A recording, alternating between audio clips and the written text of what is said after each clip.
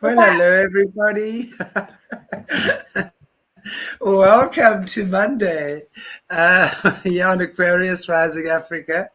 And of course, I have with me the lovely Catherine Edwards, who needs no introduction to this channel. It's always such a pleasure chatting with you, Catherine. How are you? Can you hear me?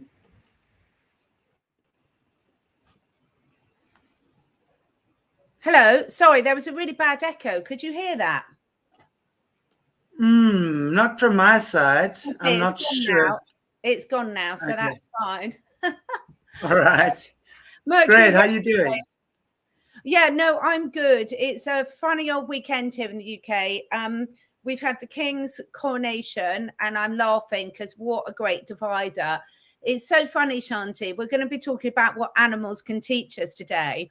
And the reason I'm laughing is because, look, guys, humans watching, if there's any humans watching this, I think we haven't done too good a job of it so far. So let's see what other help other species can give us to speed us along the way.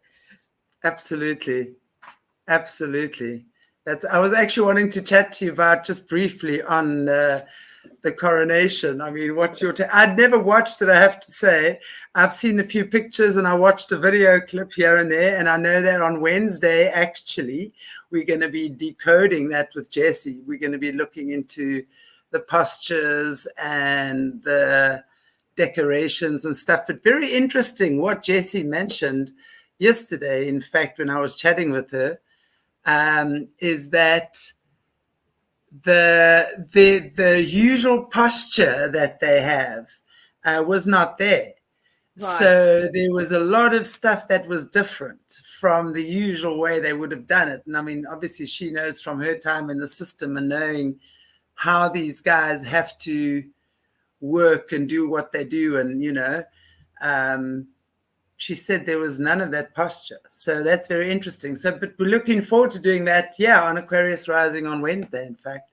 Well, I'm going to definitely have to watch that because I didn't actually watch most of it, but I was doing my motherly duties and cleaning the house. So I had some of it on where I was listening, but I couldn't see most of it. And I mean, first and foremost, it was this pomp and ceremony. I know that it's part of tradition, but seriously, it seems so out of place for so many people. I mean, everyone has a different mindset to things. And some people say, look, do you know what? Some things like this allow us to remove ourselves from our daily life.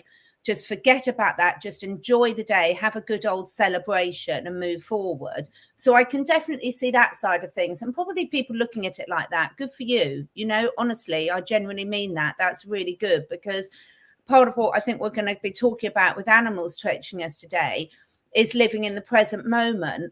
But equally, it's like there was once you start looking for these clues and things, you know, I was just listening to some of the words and pledging our allegiance to our king and things like that. And there's so much around all of it. And equally, I did see a little snippet that someone sent me from Prince William on the concert that they had in Windsor the day afterwards. So yesterday that would have been. And, you know, it's hard, Shanti, because there's so much information flying out there. First and foremost, doesn't really matter to most of us. Some people had a good party. Some people take it very seriously. Other people, it makes them very angry. But I keep coming back to the fact, you know, does it affect me personally or not at all? And I think I've reached that stage. And this is why I can't wait to hear what you and Jessie have to say and Morné on Wednesday, because I've reached that stage where there's so much information flying around on everyone in so many different ways. I do feel it's a distraction yet again from us figuring out what we feel. You know, I don't need to tell my dogs how to react. When my dogs meet another dog or meet another person, they don't react. Yes, of course, they'll be picking up my energy. So if I'm nervous or angry or loving, that will influence them. But equally, they're very happy to react how they feel is authentic. And I think finding this balance between finding information, but also checking in with ourselves and saying, does this resonate with me? Is this how I'm feeling? And not feeling that we have to go along with the crowd all the time. I think you said something very important and very profound, you know, and I think this is where I try and tell people as well, this is what we need to be looking at, which is why, I mean, I didn't even watch it. I forgot it was on. My mom asked me, I'm like, no, what's happening? Oh, Yeah. no, I won't be watching that. You know, so I watched a few snippets afterwards. But it was so interesting because, as you say, there's so many divided opinions about this. I just watch my Facebook reels. And Yeah. of course, you get the royalists. And then, of course, I love reading the comments. You know, I got my popcorn out and I'm so tempted to comment, but I refrain, you know, and just to see the frustration that goes along with these sort of things. And again, another diversion. And interestingly enough, it was pointed out that it was on a 666. So it was 6 months, 6 weeks, and on the 6th day after the Queen died. So, Right. you know, that would have been one of their rituals. So definitely there's some sort of a ritual of sorts going on. However, you know, the important thing that I think you said there is that how does that affect me? You know, you can stand here and sit and scream and shout at your TV and rant and rave to your friends and, you know, about how the monarch is bleeding people and stealing this. And we know what they are. Those of us who know, we know what they are. And we know they're going to push it till the nth degree to get to where they want to and think they need to be, right? So all we can do is really make sure that we are the best version of ourselves in this moment. Being frustrated and shouting at the television is certainly not doing your well-being any good. Yeah. So to be in alignment and to actually be grateful and happy to be alive at these exciting times, I think is super important. You know, to be alive and say, wow, we're living in the most exciting times ever. It's crazy on steroids deluxe. So what on earth can my role in all of this be?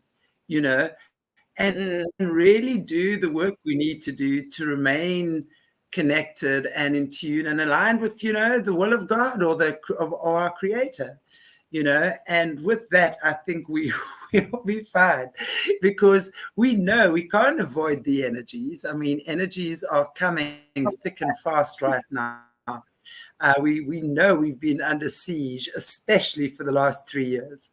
So it's pointless fighting about it. And it's not the fight that people think where you've got to have your battle sword and your armor and your best horse and racing towards each other with spears and things. Absolutely not. It's such a spiritual, remember, life is spiritual first. So before we become physical, we are spirit and we are energy. So we know that the energy creates. We are here to create. We're masterful creators. We're here to turn frequencies into things on earth. And it's such a multi-dimensional and so diverse, this planet, where everyone is welcome, actually. Just because we're wearing a meat suit with 2 eyes and 2 legs and 2 arms doesn't mean that we all carry the same type of spirit or energy. And that's for us to discern. These are times that we are given to raise our frequency through challenge and friction and contrast, right? So that we can then view beyond the physical and see energies, observe people's auras, see what the nature of their being really is. You know, see, for example, I mean, what we're talking about today with the animals as well. What do they teach us? There's so many obvious things on the surface, you know. Yes, we get exercise and it's just fun to go to the beach and watch them play and get great joy out of that. And these are all the wonderful things that they can teach us. And when they wag their tail, they're happy. And when they growl, they're unhappy. You know, we understand this, but there's so many other subtle things as well that I think, you know, it all goes in line, right, with what we're saying anyway. I think it's so true. I think I personally, Chantelle, had a bit of a breakthrough recently, and it's really clicked to me at a more conscious level rather than being stuck in my unconscious, knowing that so many of us humans are addicted to drama. We're addicted to drama, and that there's a big difference between having empathy for things other people are going to and feeling you've got to embody those emotions. Yeah, and there's a big difference between, you know, we understanding that we are all here on our own unique journey. So take it, when I listen to Jessie speak, one of the things that I love about her so much is she is talking her truth from her experience about things that she really knows about.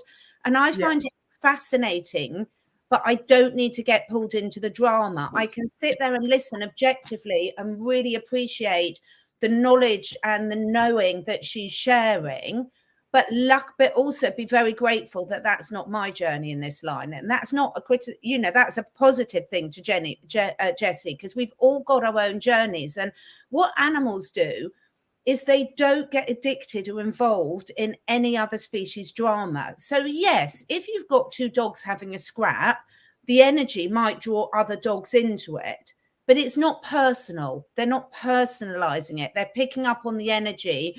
They're acting off their instincts about what they need to do. And we've all got this flight, fight, or freeze response. So they choose one of those responses based on, they'll subconsciously choose based on their instinct. And we do the same.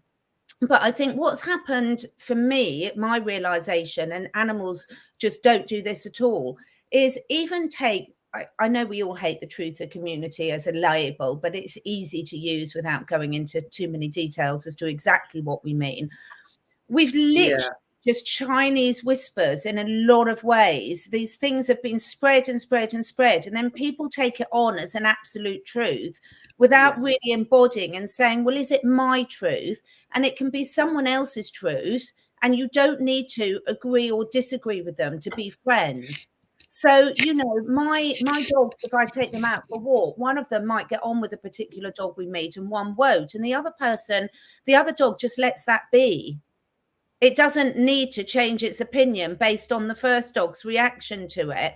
They're picking up their own energy and they're reading that based from their own place of being and their own personal experiences and history. And I think, for me, one of the things I can learn so much from adults, yes, we can talk about the obvious things, about food, about water, about, you know, we know that dogs can sniff out diseases. We know that all animals can read our energy. But at a fundamental level, teaching us to be confident in our own skin and make an opinion or decision on how we're going to react to a situation from our authentic selves, not because we feel a need to fit into a particular group. Absolutely.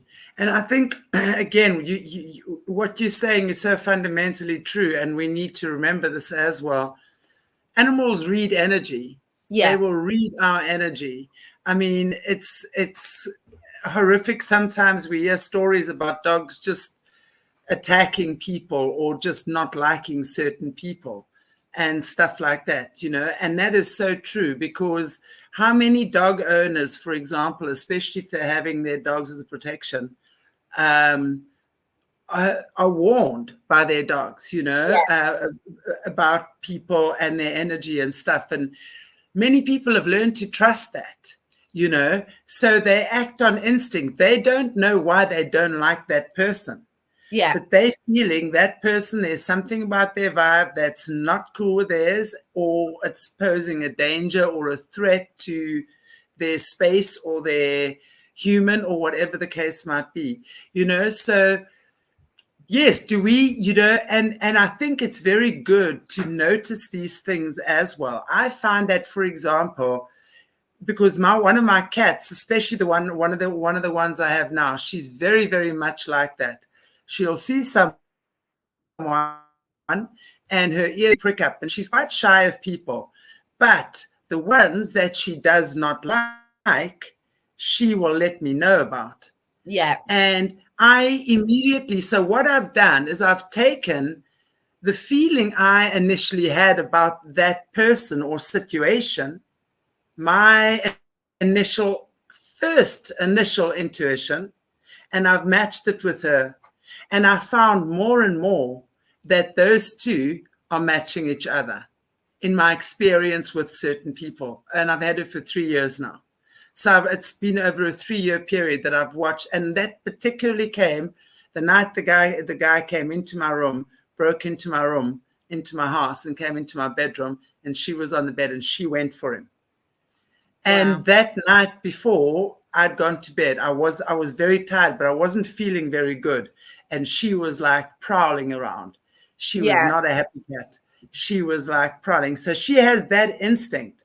So it's very good to be able to observe your animals and see how they act and react in certain instances, and see how you as a human, because we tend to absolutely shut away our intuition, right? Many of us have done that. It's like something that we don't really feel is relevant. And thankfully, more and more, it's becoming different now. But I'm more talking in the past. So it's still a time of unfolding and learning how to trust our intuition, because that really is the voice of the divine. If you trust your intuition and you're aligned with the source, you're going to know exactly what to do, when to do it, how to do it, and what moment to do it. And it's the same thing, when we align with a lot of other stuff as well. So it's the same thing with that, And I mean, I just think that animals are such amazing teachers, where they can show us through their behavior. Yeah, and also for us to respect that we do have something they don't have, which is choice of how to react. Does that mean you must now go and bite your neighbor and rip his ear off? No. Maybe more metaphorically, it's saying to you, just maybe communicate better as well, to take those lessons from them, where we can actually say, okay, well, that's probably not the best way to act in a situation like this, because very often they take on our emotions. When we are angry or blocked, very often they will also go for people because of our energy, right? Have you found that? Yeah, completely. And I think the other thing is animals don't feel a need to explain themselves. So sometimes words can get in the way of humans. So sometimes we see a lot of people saying, well, how do I know who to trust? How do I know what to believe? And the thing is, if you find yourself having to justify something or trying to convince someone, then for me, that's a real red flag. So sometimes less is more. And actually just staying quiet and sort of thinking, do you know what? I'm going to trust what I'm feeling without having to explain it. So no animal in nature would survive if they had to sit there and explain to the herd why they had to run now because there's a lion coming to catch them. They trust in those instincts and they react for them, and then they learn and they put it in that complete loop, and they all fulfill the role that they need to at different times. So, for example, some animals will take the peacemaker role in a herd. Some animals will take the protector role, and they're the ones that are super alert.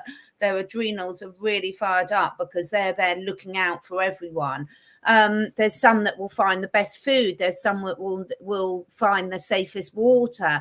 Everyone's got a different role. And what we can learn from that for our animals is, I mean, we could literally have a whole year's worth of series on this, but one, appreciating each of our own individual gifts, and also appreciating that we're all in different stages of the journey. So you'll see in nature, the herd will react, and then once the danger's passed, they'll very quickly settle back down to what they were doing and getting on with the daily business. But we hold those emotions so tight, and we're still spending so much time, I think, as a community, talking about all the things that are wrong in the world. And I'm not saying we don't have to be aware of those, because we can't make good choices if we don't know what the dangers are. But we don't need to then keep holding on to it. Once we need, I would say one of the things I can learn the most from animals is to take the information that we need to make the best decisions and then let it go. Because if we keep in that vibration of keep regurgitating the information back up again, we're holding ourselves back in that state of danger, for example, and we're not releasing that from our physical bodies, our emotional bodies, our etherical bodies. I've just done a chat. I know you're having her on your show with the amazing Namala, where we've talked about the 5 bodies of consciousness.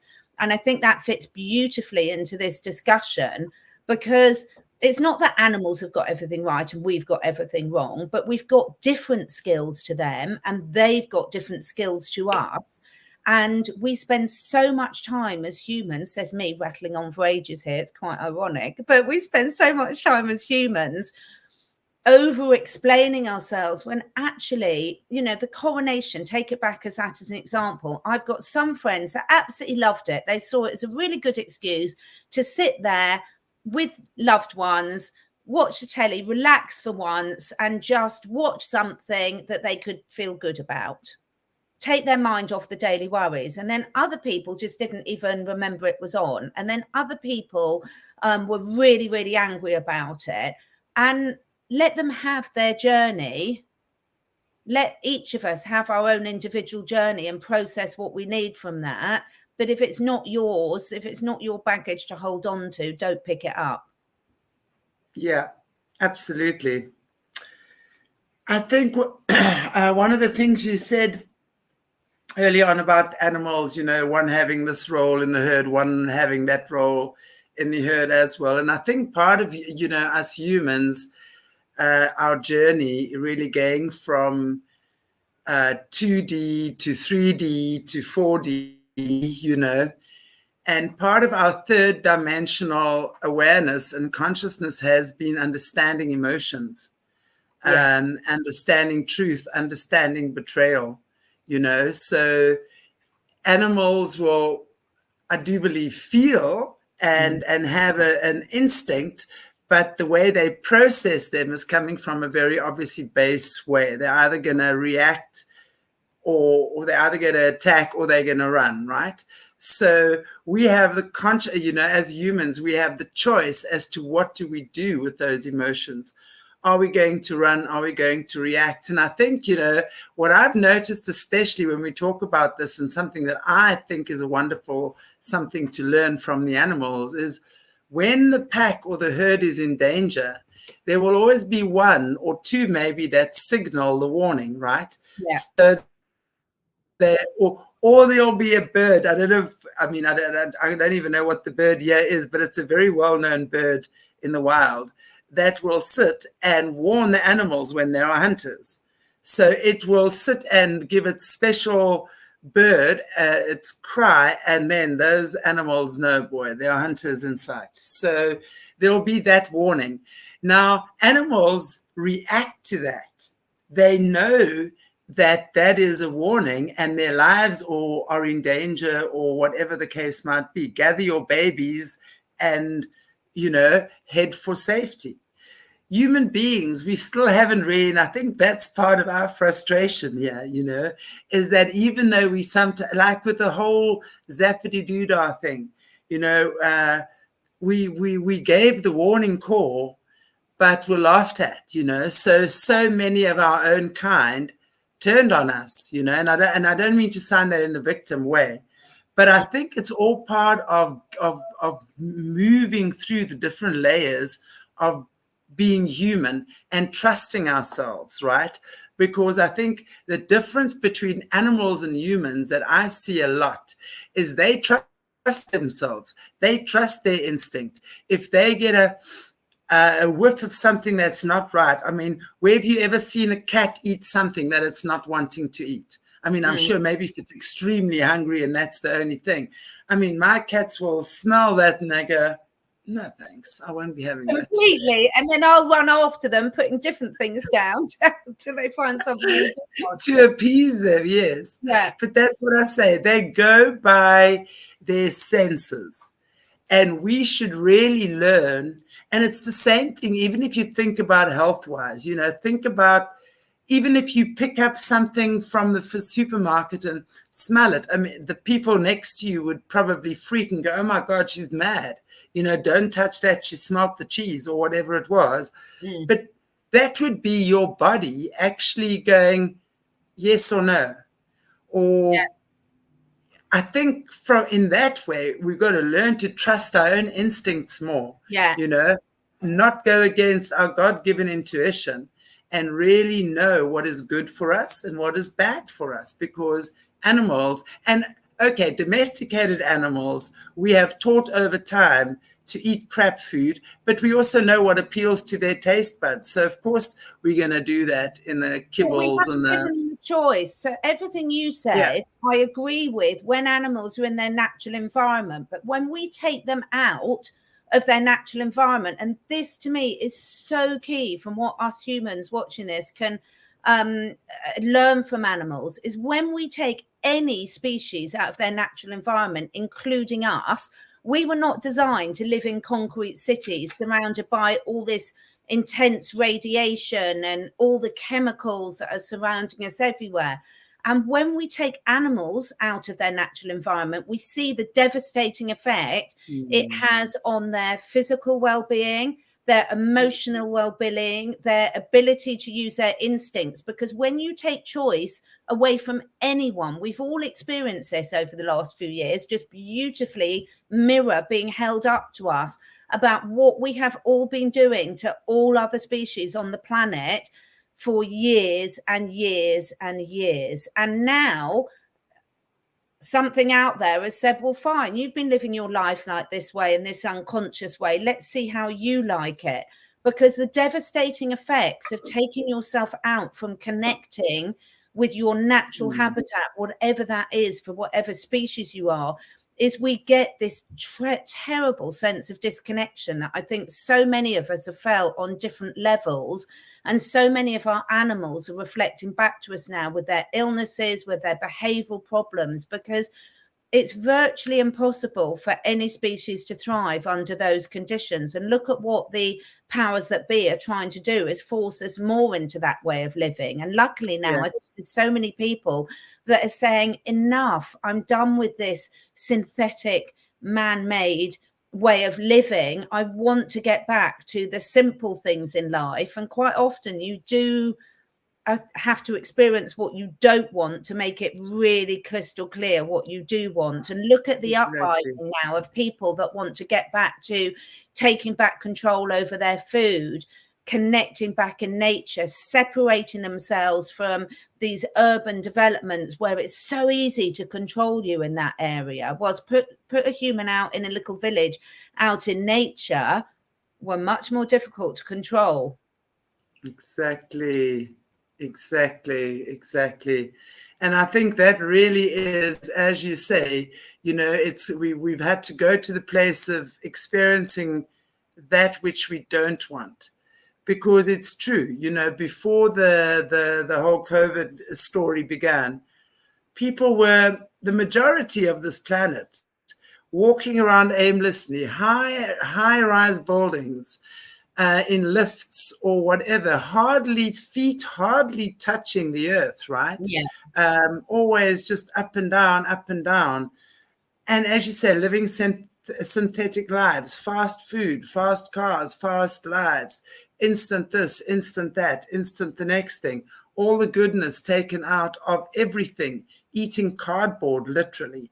And really, and then we wonder why people's minds have become so malleable, actually, because just because you're eating what sounds healthy, if it's been frozen for a month in the store of whatever, you know, and if that's what you're living off, of course they can start messing with you in every other way.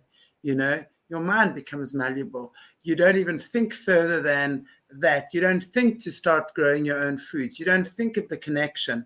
You don't think of what the animals that you're eating have been through, and the energy you consuming through consuming them. It becomes like nothing. It just becomes normal, and people don't ask questions. And I think that's what COVID gave us, was the stop right there. Let's start asking some questions. And whether it was just about the jab or this trafficking and all of this underground heinous stuff that we've been discovering, or you know, many other things, government corruption, you know, all of these things, so many things people have started questioning. And that for me has really been, I think, the Great Awakening, right?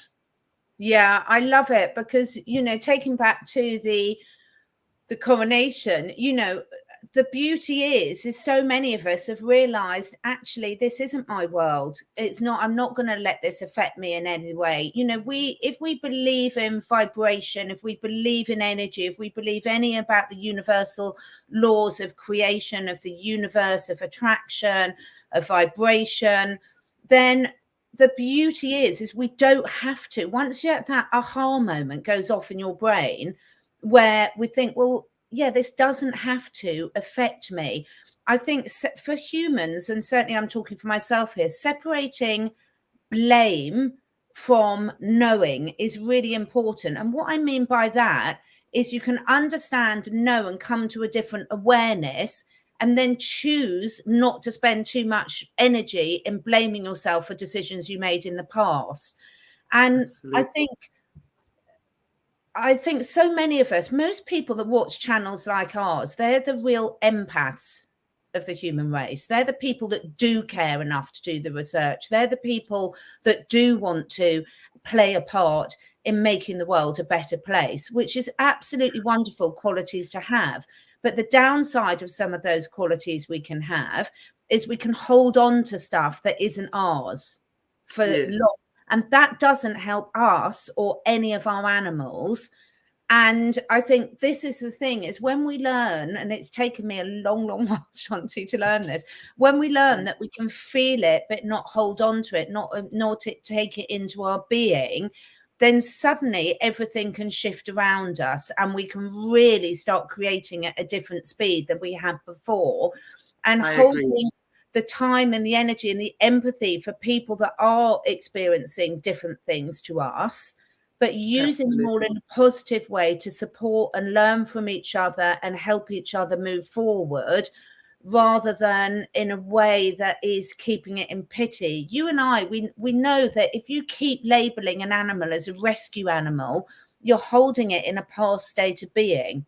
And sometimes it's easier. I mean, I was a bit naughty this weekend, and I do apologize to the people. So I was out on a walk with my dog, and about 4 people in a row came up to me and they're like, oh, they rescue dogs, and they meant it in a really nice way. But I was a bit short-tempered that day, and I was like, well, they used to be, but they're not now, you know. And they were like, well, I wasn't meaning it as an insult. And I did come across as quite rude. I put my hand up, because it's this fine line, isn't it, between they meant it in a really nice way, but the vibration that what it was sent was very much of pity. And there was not a nasty bone in their body the way they meant it. But it doesn't help my dogs or them or everyone else. I don't know what the solution is, because this is this balance we're all finding between understanding but not keeping ourselves and others of whatever species in that past low, negative, unpleasant things. We can all move on. Look at what you do with your channel. You guys, you don't blame them as victims. It's survivors. They're telling their story of how they're surviving and thriving and learning from this. And I think language is really, really important. Absolutely. Absolutely. It's exactly it's energy. Everything is energy, you know. It's simple as that. If you're coming from that angry victim space, it's really, there's a meme that's been going around for years, you know, and whether you see it as wolves or whatever, you know, there's a good wolf and a bad wolf. You know, we have a good wolf and a bad wolf. Which one is the strongest? Well, it's simple, the one you feed the most. So it's very simple. You know, if you're going to feed anger, if you're going to feed annoyance and frustration and revenge and victimization, and, you know, it doesn't mean that we don't have those moments or those days. We're human beings. Oh, yeah. We're learning about betrayal. You know, betrayal and truth are synonymous, right? Physical and non-physical are actually synonymous too. We're learning about the contrast. So of course we're going to get the lines crossed and the boundaries blurred many a day. Of course, we're going to move into spaces where we are lost and confused and do things against our own nature. That's part of being human. Yeah. You know, the trick is to be able to recognize that and say, okay, screw this. I'm not getting up, and I'm deciding that today is another day. It is a day that holds potential and forgiveness and whatever it might be. It is a day when I can look at myself in the mirror and say, okay, you are completely well and healthy in your body. What in your mind needs to change? Yeah. So we take that type of responsibility with ourselves, you know, and we understand that it's part of the journey, part of the process. And the more we do that, the easier it becomes to navigate. And then we become like animals who can now trust intuition as well as instinct. So we kind of got like the double whammy here. And your emotions or your intuition now becomes your fuel, which directs your thoughts and your actions and your intentions, right? So we're going from a place of constructive creation. Yeah, I absolutely love it. And I think, you know, when we try and suppress those instincts, everything goes wrong. Take anyone who's lucky enough to have a horse in their life and they ride horses. I never want to get a horse that's disconnected, that I've suppressed their instincts so much, because you will either then be a victim or an aggressor. And look at how many people struggle with their horse's behavior because they don't allow them to take choices. And if you're talking about allowing your animal to take choices, one of those choices has to be the ability to say no. Yeah. And if every conversation is taken from a bit of coercing the other human or the other animal to do something that you've decided you want, I'm not talking about safety situations here, stopping your dog running into the road, for example, or a child jumping into a deep swimming pool when they can't swim. I'm not talking about those situations. I'm talking about genuine relationships allow freedom of choice, and then the person or animal that's made that choice will then be able to learn from the consequences of that choice. And that's how we do learn. And when we suddenly realize that we have a choice how much of this happens, then it doesn't matter what the politicians are doing, because we can make a conscious choice that we are disconnecting from their ability to make any choices for us in our lives. Now, I know that's quite a simplistic way of doing things. I know if they suddenly take all our bank accounts away from us, we might need to get a little bit more creative, but we will. We absolutely will. And we can let that frustration out, and then we can get into the creation mindset. But if we look at the information around us with a view to how we want to create, then I think we can stop giving the energy to all these things that we don't want to manifest. And I have honestly seen in all the alternative media channels, there's an amazing woodpecker on the bird feeder just outside me, a spotted woodpecker. I do feel we've kept ourselves too long in the low vibration, and we've gone from like, we've either got, oh, this is it, doom and gloom, or we've already run the battle, everything's fine, the war's already won.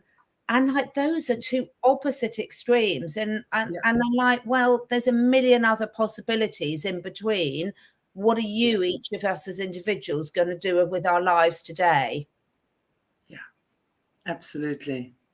It's so true. You know, what are we going to do with our lives today? That really is that. And it's so normal though, right? Isn't it? To go from this fear mindset to, yes, the battle's already been won, but there's a journey in between. And the journey, you know, it's really the journey. And this is, I think, what I love about the Eastern teachings, is that the journey is about every step. It's slowing down, you know, life. I mean, I've written blogs and things. Oopsie, sorry, my phone is now deciding to ring here. I've written blogs and things. And, you know, one thing I love to say is talk about spiritual 4x4ing. You know, if you're in Africa, the guys generally have these big double cabs with big wheels and things, and they go off-roading and in the mountains and the reserves or wherever it is. It's really cool. experience. So it's really fantastic as well to do some spiritual 4x4ing. And you can't do that when you're racing along life's highway. You got to stop. You got to slow down. Check the flowers that are growing. You know, what does it mean? You know, as we observe nature, as we observe things around us, as we observe the behavior of a cat, for example, you know, the cat is probably the most zen animal I have ever in my life come across.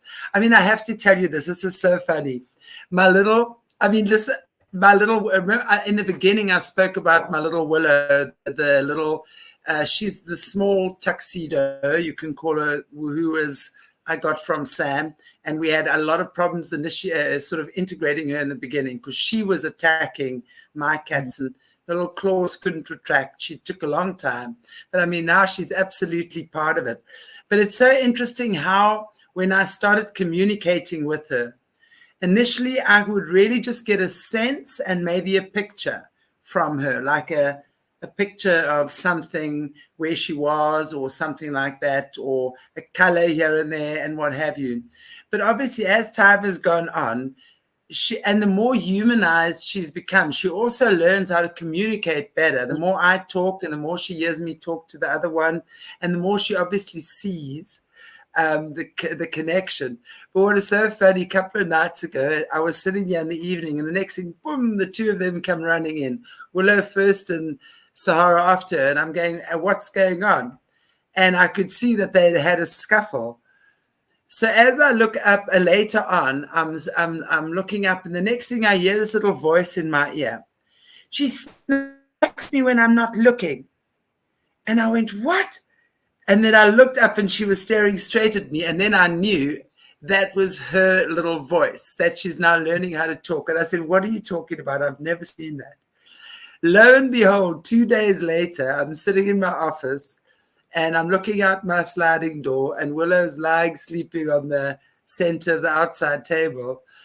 And the next minute, Sahara comes walking past, looks up the table, jumps on the chair on the back paws, puts the paw on the front, whacks a sleeping Willow, jumps off, and pretends nothing happened. I sat there and I went, oh my goodness. It's so funny, you know, when we also learn to listen to their voices. They are so entertaining because they've got personalities of their own.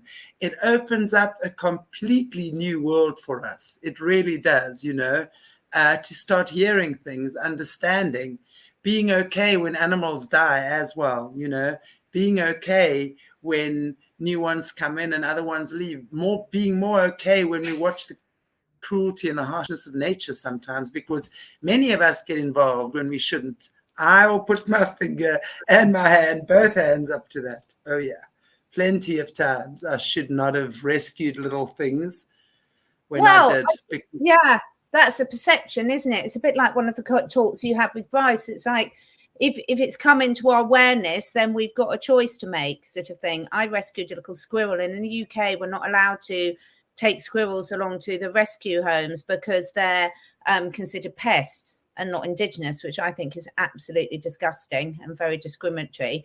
So we came to a mutual agreement that this was a bunny with a very long tail. So then they were allowed to take it. So we can, this squirrel identified as a rabbit with a long tail, as I decided, and we got round it that way. But I think, yes, it's so true that everyone's got such an individual personality. And I think for anyone today, I love what Angie's just said in the chat, Shanti, about, I believe cats are born completely grounded. They always land on their feet.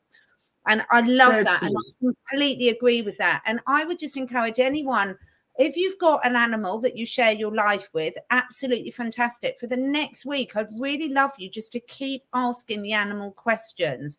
And what do you think about this? What do you think about that? Just ask questions rather than telling things, and just see what comes back to you and see how they start responding differently.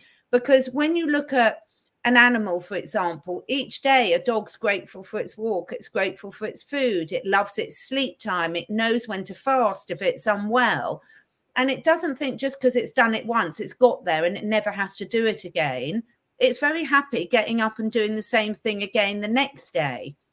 And isn't that a beautiful lesson for us humans in terms of, you know, so many people say they haven't got time to cook healthily, but what could be more important? You know, isn't it beautiful when we take back the simplicity to what our animals would choose to do on a daily basis?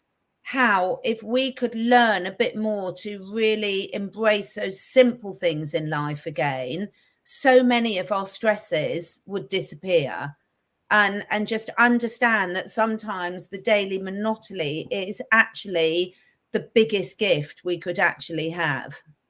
Absolutely. Absolutely. Absolutely. I fully agree with that. Oh, Morné says he's a squirrel identifying as a rabbit. Yeah, we've got a few of those. It works really, really well. So I would encourage people to be creative. We can turn these silly agendas into something that works for us. So. Absolutely, indeed. I love what you said there about maybe just you know, if you're living with an animal, and if you have, obviously, if they're your close companions, and ask them, what do you think about that? And it's so true, because they'll even start talking to you like with meows or barks with different tones. I've found that with my cats over the years, is that the more I've communicated with them non-physically or non-verbally, if you will, when they do talk and they meow, I can distinguish if it's a meow that is a loving meow, just a greeting, I love you, or I'm hungry, or open the door, or I'm just satisfied, or whatever. You know, there's the tones, their tones. It's that's all I can say. And it's really, really cool. We start having, yeah, sorry. Sorry, we've got a bit of a delay. It's so wonderful, and allowing them. I love the story again about Willow, because I can remember when you got Willow, and this is the thing: it's allowing the animals to form their friendship and their bonds. And yes, you need to keep them safe in the process. So sometimes there's things as the human in their life you can do to facilitate making that a safe introduction. But one of my cats, everyone knows, I always talk about Idris, the wonder cat, and he's just amazing. He is just the perfect example for me about how to live your life to the fullest and just let go of control. And then we've got Mitzi, who's also from Romania. And they're virtually the same age, although come from completely different parts of Romania and not related at all. But Idris has now started coming to our house and spraying urine, even though he's neutered, because he's reasserting his boundaries again. And I get loads of clients saying to me, how can I stop my cat spraying in the house? And I'm like, well, it depends, because if it's a natural behavior, I know he'll grow out of it. It won't last. He's exerting his pecking order in the house. And no, it's not present, but I can laugh about it because I get exactly why he's doing it. And it would be ridiculous for me to reprimand him doing something which is a completely natural behavior that he needs to get out of his system. So I just have to be a bit aware and run around after him, mopping it up and thinking, you naughty boy, and telling all the visitors, don't leave your bag there. Or else. Exactly. I can laugh about things like that. Just a few years ago, I'd find it really stressful. Now I can see it's just a little bit of a, you know, they're finding their pecking order. They're working it out, and sometimes it works really well, and other times one of them wants to sort of exert their authority a little bit more. So if we're choosing to have animals into our lives, they're not handbags. We have to allow them to exhibit some normal behaviors and let them work through their emotions, just like we need to work through the emotions. Absolutely. And I think that's so important, you know. And but I also find the more that we do communicate in that way with them, the less we need to exert boundaries. It becomes something more natural. It's like living together with your kids. You know, sometimes they're going to leave their room bloody untidy and you want to pull their ears. Other times they're a pleasure to live with, you know. Yeah. Right? And they'll probably think the same about us as well. It's like, why the hell don't you get up at 5 in the morning and feed me? Exactly. That's also annoying for them. Yeah, completely. I just love it. And, you know, introducing a little bit of humor. And when you understand the why of certain behaviors, then the stress of it can go away quite a lot. And, Absolutely. you know, and this is what I'm learning from every single one of my animals so much.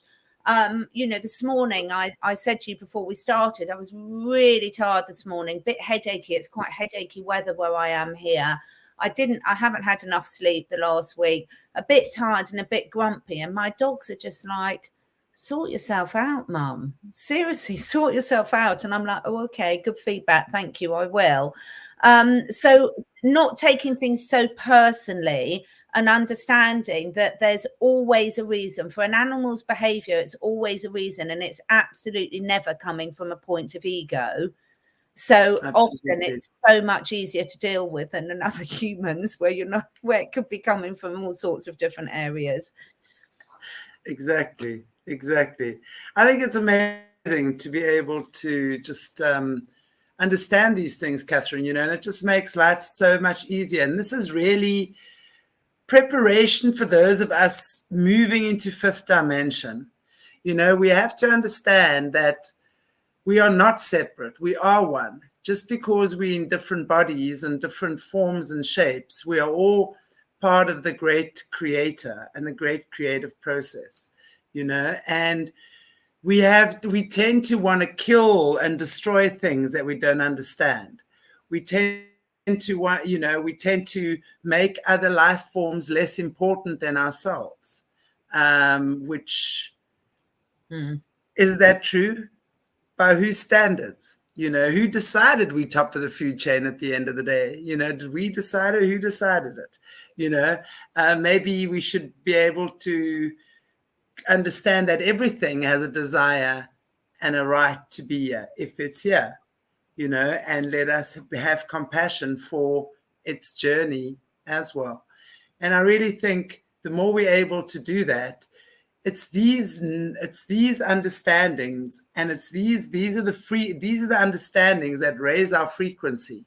And we know by now that when we raise our frequency and we operating from a lighter frequency, that's when we move into the positive dimensions. You know, life becomes more positive, life becomes easier, life becomes more joyful, rather than kill and destroy. So it's part of our fifth dimensional consciousness, all of this. So this is why these types of conversations and these interviews are super, super, super important. And I really want to ask you guys just to share this, you know. These are the type of interviews we really do need to share. People need to be aware, because we can't just be watching child trafficking and getting the pedophiles arrested or whatever it is that people are shouting about. We have to change the way we do so many things within our own lives. We don't have to be pedophiles. We don't have to be SRA'd. We don't have to be coming from extreme environments. But every day that we make choices that supports the cabal companies, that supports companies that are involved in all these heinous things, that's where your money's going to. So and let's be conscious. Oh, sorry, I didn't mean to talk over you. Every single one of our decisions. And again, this is where I'm having to really just not waste my energy in blaming every single one of these decisions we make. So how can any of us humans be outraged about some of these things you just talked about? I don't want to mention it too many times to get you in trouble, but about things that are being done to other humans when we are doing that to other animals. You know, you get out what you put into life, the law of vibration. If you're going to treat another species like that, then I don't think we've got any right to be outraged when some members of our species are behaving like that again. If we are consciously accepting that behavior by the way we're behaving, and it is very different in nature. So in nature, any person who's living wild in nature and catching their own food, they equally understand if they don't keep their wits about them, they could be the lion's food. They understand that. So they're living in abiding by the rules. And it's a fair competition, so to speak. I'm not talking about that everyone has to be vegetarian or vegan if you live in those situations. But literally, you know, we cannot keep making these decisions at a conscious level or a subconscious level and expect the world to be a different place. And when that light bulb moment goes off for us, we don't need to worry about what we've done in the past, because when we know better, we do better. We just need to say, how's this going to change the way I live my life moving forward? And it makes me so intrigued when I see people talk about how awful, you know, genetic modification is, that they want to make us into AI. And I'm thinking, you've been bloody doing it with the breeds of dogs and cats you've been breeding for years. Why should we have one rule for one species and another for ourselves? You're saying it's not okay to genetically modify us and turn us into a different species, but it's fine for us to do it to breed ridiculous little dogs and cats that have got no way of actually feeding themselves, breeding safely, can't even breathe, can't even walk properly.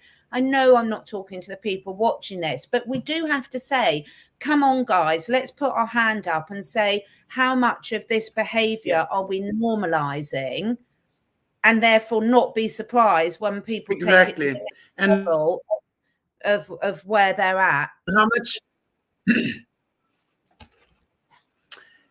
And I think my internet's playing up a little bit. Can you hear me? Yeah.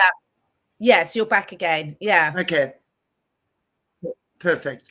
And it's true what you're saying. You know, how much of this behavior are we normalizing? Because again, you know, when we turn around and play dead, and when we just ignore what's happening with stuff like this, with the breeders, with this, as you said, genetically modifying our animals since forever.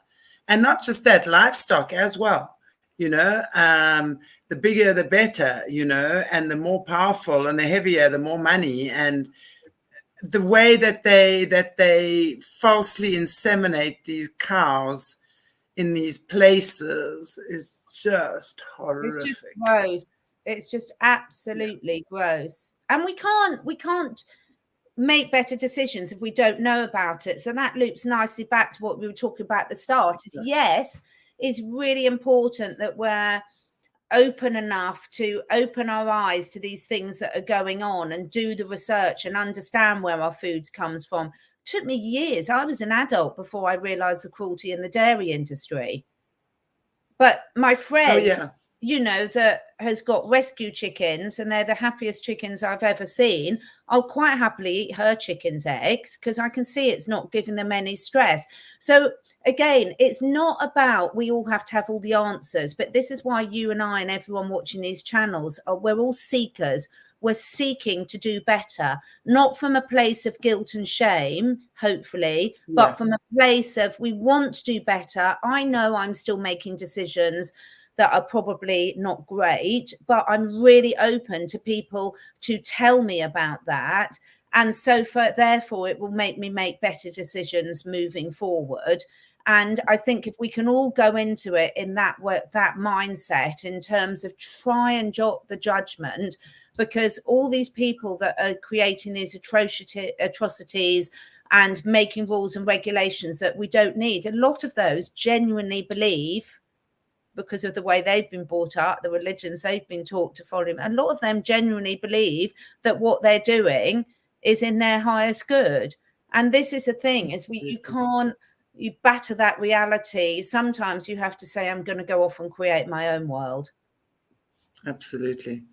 I fully agree with that, Catherine. And I think we're in that place. And as you say, you know, I like what you said there as well, you know, just in ending off that it's not about trying to give people guilt or shame at all. That's not going to serve anyone. I learned that in my early days of animal communication. And it's true what you say. You got to feel it. You understand the emotion, but you can't hold on to the emotion. It's almost like you've got to get an imprint of that feeling and not take it on. And if you want to kind of like do this type of work, that's for sure, you know, as opposed to, because then you really just create more of it. You are no help to an animal when you sit there crying and being a bleeding heart all the time. Of course, it's horrific to see certain things. And there's certainly going to be times where you shed a tear or 10. That's for sure. But that can't be something that holds you back, you know, and stops you from moving forward in the direction that we do you know, and as you said, to create awareness just by knowing what's going on and just by being aware that I'm actually part of that system and I'm choosing to at least stop eating foie gras for now. You know, if nothing else, let me stop eating foie gras. That's a step forward, because when you look at that industry, wow, it is absolutely torture. Everything to do with animals and activity is torture. That's for sure. Lamb, you know, anyone who's eating lamb, you're taking, we talk about child sacrifice, and yet you're taking another species baby and ripping it away and eating it. You know, I just like veal, same thing. Veal, chicken.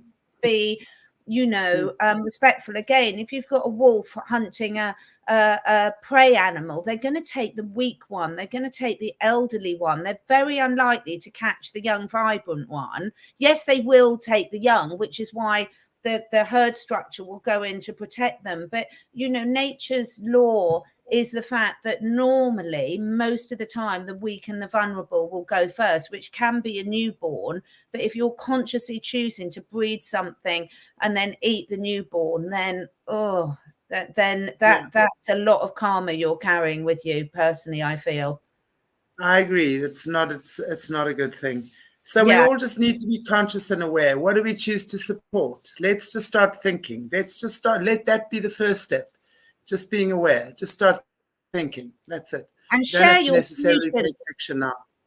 Yeah, share your ideas and solutions and what worked for you with us. You know, we really, really want to hear. There's been some lovely participation in the comments. Thank you so much, everyone. And please share where you're at, what works for you, what you've learned, because we're all learning every day. We're not saying we've got the answers to this, so we really, really love to hear what works for you as well, please. Yeah, absolutely. Also, just looking at the comments here. Thank you, everyone who's participated here. Who created the sheep who needs man to shed them? Good I'm not boy. sure. Yeah. Good. Yeah, exactly. Great chat. Thanks, beautiful ladies. Well, thank you, everyone. Hard work looking after animals and humans too. Certainly is. Yeah, and but it's such an enriching experience, you know, when you got them together. And at nighttime when winter's coming, my cat's on my bed. Oh God, there's nothing better. All roll, my cat's there's nothing better. I think I might give myself one day a week when I can be a cat. I've got the tail I can put on, because it's just like, imagine if we all had the opportunity where we could just be like a cat and sleep when we want to sleep, eat when we want to sleep, rest when we want to do, go and play. Oh my God, wouldn't we be fun people to be around? Let me know. The most zen animal ever. Cats just know. And it's like they'll really give you the F you. Don't even look at me, you know. I mean, I've got to kiss ass all the time. I've never kissed ass with anything or anyone as much as when I kiss my cat's asses. That's for sure. So do we. We literally worship them. But also, look how much pleasure it gives us. We look how much pleasure. If you're going to put anyone on a pedestal, don't be a good-looking actor or a singer or someone you think is in power. Let it be a cat. Totally, because they'll sit there and they'll just stare down at you with those sharp eyes, and it doesn't matter what a street special they are. They could have come from the gutters of the ghetto, wherever. They'll still think that they own that spot. That's for sure. And they do. Yeah. Anyway, Catherine, thank you so much for a lovely conversation. We always have such beautiful chats. Look forward to having you next week Friday. Right? With Yumi and Bryce. Yeah. We will be together. Watch the space, guys. We please just check in with our weekly updates on Fridays. We'll be letting you know just the shows that we're going to be doing for the upcoming weeks and stuff like that as well. So we'll be doing that regularly on Fridays from now onwards. So thank you so much to all you beautiful people for joining us. Catherine, anything you want to say in ending just before we close off? We really do appreciate everyone that watches and contributes and shares their energy, because it's so important that we do this. And you know, thank you for listening to us, thank you for, you know, contributing, and yeah, we really appreciate each and every one of you. And thanks, Morné. Indeed. Thank you, Bye-bye. Morné. Cheers, guys. See you later with Bryce. Mwah. God bless you all. Take good care. Thank you for watching.